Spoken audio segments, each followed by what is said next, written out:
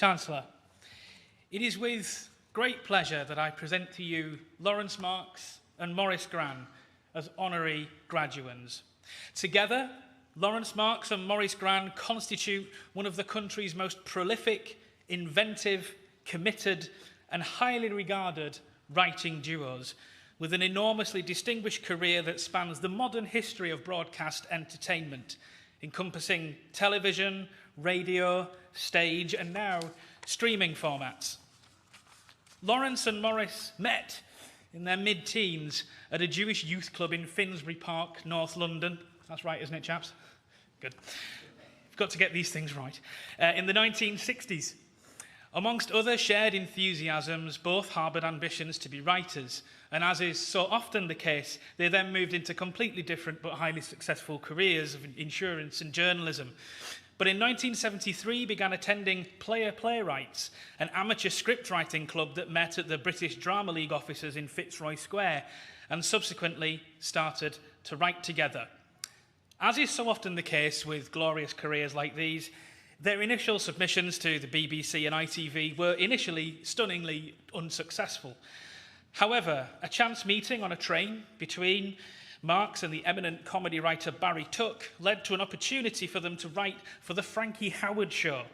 They continued to submit scripts to whoever would read them, and the rest is comedy history, gathering up an International Emmy Award in 1988, a BAFTA for Best Comedy Series in 1991, and the BAFTA Television Writers Award in 1993, to name but a few of their accolades. So, how do you sum up a career such as theirs? Well, they've written, as I said, for Frankie Howerd at the Royal Variety Performance, invented the modern television comedy drama format with Shine on Harvey Moon, devised multiple successful sitcoms such as Birds of a Feather, and were in the vanguard of modern production developments with the establishment in the late 1980s of their own independent production house, Alamo Productions. They have constantly been ahead of the game in this way, whether it be, for example, in their use of time travel as the central axis of the sitcom Goodnight Sweetheart, or their use of a sitcom format to produce withering satire on the final years of the Tory government of the late 1980s and early 1990s, in the process creating a career-defining role for Rick Mayall. For an aspiring MP in the 1980s, this would have looked like exaggerated satire. In 2024, it looks more like a training manual. Seamlessly collaborative and restlessly experimental, they constantly seek out new genres to conquer or indeed to reinvent. They like to set themselves hard challenges. It was characteristic of them, for instance, that at a peak moment in their television career, they should set themselves to learn the ropes of the very different trade of writing for the stage, and contentedly became apprentices to Sir Alan Ayckbourn in mastering these new skills. The result was a highly accomplished comedy, which Ayckbourn himself premiered at the theatre, of which he was then artistic director. The most natural comparators for their careers are two other brilliantly talented script writing partnerships, Clement and Lafrene and Galton and Simpson. We would not seek to give priority to one of these pairings over the others. Each has extraordinary, highly individual achievements to their credit. But the period over which Marks and Gran have operated at the very highest level is much longer than either of the partnerships managed to achieve. None of them have reached out generically to create serial historical drama on the model, for example, of Marks and Gran's Moseley, and neither has successfully attained stage success on the scale that Marks and Gran have done. Laurence and Maurice continue to be great friends and advocates for the School of Arts and Creative Technologies here in York over the last decade, working with students and giving masterclasses and interviews on a regular basis. In 2009, they donated their considerable archive to become part of the newly established Samuel Storey Writing and Performance Collection at the Borthwick Institute for Archives. Their archive was and is a significant acquisition, chronicling not only one of the most successful and distinguished comedy collaborations of the post-1945 era, but also becoming an essential joining point between the archives of Frankie Howerd, Barry Tuck and Sir Alan Ayckbourn and beyond, held at the Borthwick. And on a personal note, Laurence's regular visits to us to deposit new material, including yesterday, continue to be a joy as I get to spend time with Laurence and see both their new and old works enhance the archive story.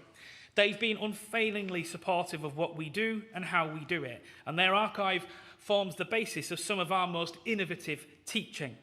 Seeing their joy, for instance, as we recreated their first ever computerized script writing program from the early 1980s was incredibly enjoyable for us. And their observations that what we thought were the ravages of time on digital text were, in fact, typos from 40 years ago was an incredible relief. That being the case, though, I will take the opportunity to offer my apologies to Laurence and Maurice for the time that I recommended a particularly duff fish and chip restaurant to them on one of our first meetings. To sum up, together, Laurence and Maurice have achieved one of the most productive, innovative and successful careers in script writing of the last half-century and are still powering tirelessly forward, constantly generating new ideas and moving their careers in unexpected directions. In the biblical book of Proverbs 17:22, it says, "A merry heart doeth good like a medicine, but a broken spirit drieth the bones." Or to put it another way, laughter is the best medicine for the soul. And if laughter really is the best medicine, then I can think of no better thing to do than to call on the services of Dr. Marks and Dr. Gran. Chancellor, for their years of creative endeavour and for all the laughter, I present Laurence Marks and Maurice Gran for the degree of Doctor of the University, honoris causa.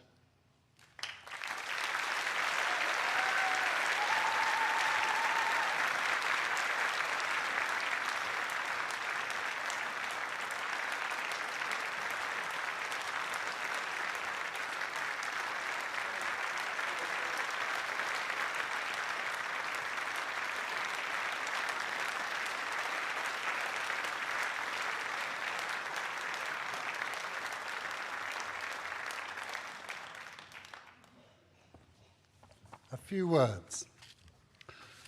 When I was a fifth form pupil in a London grammar school, one of my favoured masters wrote in my school report, "Laurence is not afraid of failure, and that is to be admired." Now, less than a decade later, when I was a journalist, I had pinned above my typewriter, if anyone remembers what they were, Samuel Beckett's line, "Ever tried, ever failed, no matter, try again, fail better." Today, this is all the more interesting to me because in these enlightened times, many entrepreneurs and personal development practitioners now consider failure a necessary step towards success. This afternoon, it was suggested I speak of aspiration and inspiration, which I shall happily do, but neither arrive without some form of failure. These days, failure has been rebranded as a key component of lifelong learning. It is now seen as both an inevitable and an instructive experience for anyone courageous enough to step outside their comfort zone. Just the analysis of the black box after a plane crash is mandatory for making travel safer, so I contend is analysing our failures in helping us all avoid similar mistakes in future. While preparing this address, I found some commonplace phrases such as, "What doesn't kill you makes you stronger," and "There is no such thing as failure, only learning." Thomas Edison, the inventor of the light bulb, is famous for claiming, "I have not failed, I just found 10,000 ways that won't work." With Maurice, we have climbed the entertainment mountain beyond our wildest dreams and made it possible for others starting out in our profession to believe. Standing before you all here today, I feel that all my failures had led to the successes that have been worthwhile. In my case, it was a long, hard journey, not even in my vivid imagination, a requisite in my line of work. Could I have imagined I would be given an honorary doctorate? Whereas I could well imagine picking up a British Academy Award, always a possibility. By that time, I had failed better, and now nothing seemed impossible other than an honorary doctorate. It has to be said that during my school days, I was not an outstanding pupil.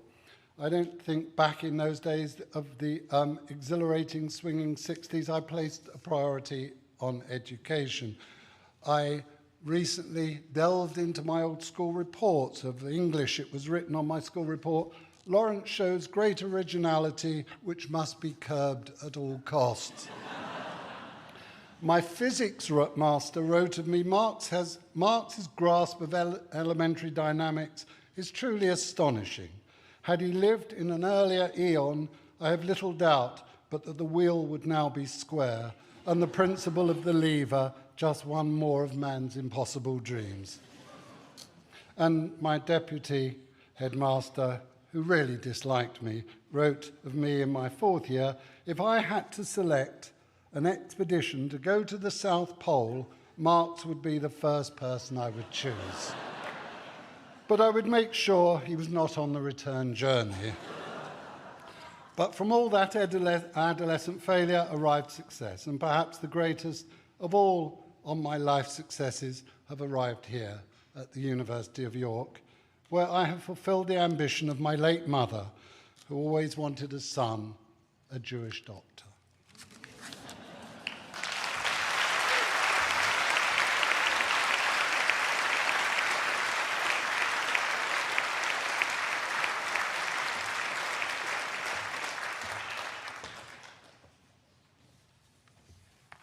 Does my head look big in this? My lords, ladies, gentlemen, and students, I have to start with a confession. My name is Maurice Gran. I'm a baby boomer. I can recall sweet rationing, milkman's horses, Churchill's funeral, council housing and grammar schools. I can even recall when gaslighting meant lamppost, not psychological warfare. I also remember full employment, free dentistry, and student grants. Student grants. Some of the older people here may have heard of student grants, but most of you probably think they're some sort of myth. Sorry, they were real. When I went to university, I received what was known as a full grant and a book allowance. And as I was living at home, I could also reclaim my daily fares. I'd like to say I appreciated my good fortune, but I didn't. It was 1968, and we students were mostly bolshy, self-obsessed, and in my case, bone idle. I spent most of my first year playing bar football in the refectory, most of my second year working part-time in a shop.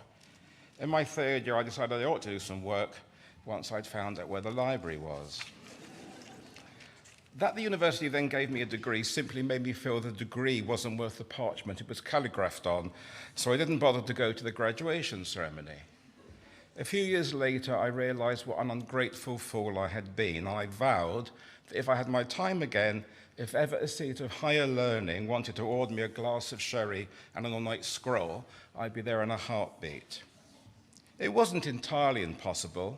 I joined the civil service and was slowly but surely scaling the career ladder. If I kept up for 40 more years, a knighthood was definitely on the horizon, and maybe even an honorary degree. Then I ruined it all by resigning from the civil service and becoming a comedy writer. Now how was I going to get my chance to wear a flowing robe and an amusing hat? What august institution of higher learning would award any sort of doctorate to a purveyor of smut, puns, and pratfalls? It remains only to sincerely thank the University of York and all who sail in her for this awesome, delightful, and frankly undeserved degree, and also for a wonderful lunch. The duck à l'orange was amazing. Thank you, long boy. Thank you.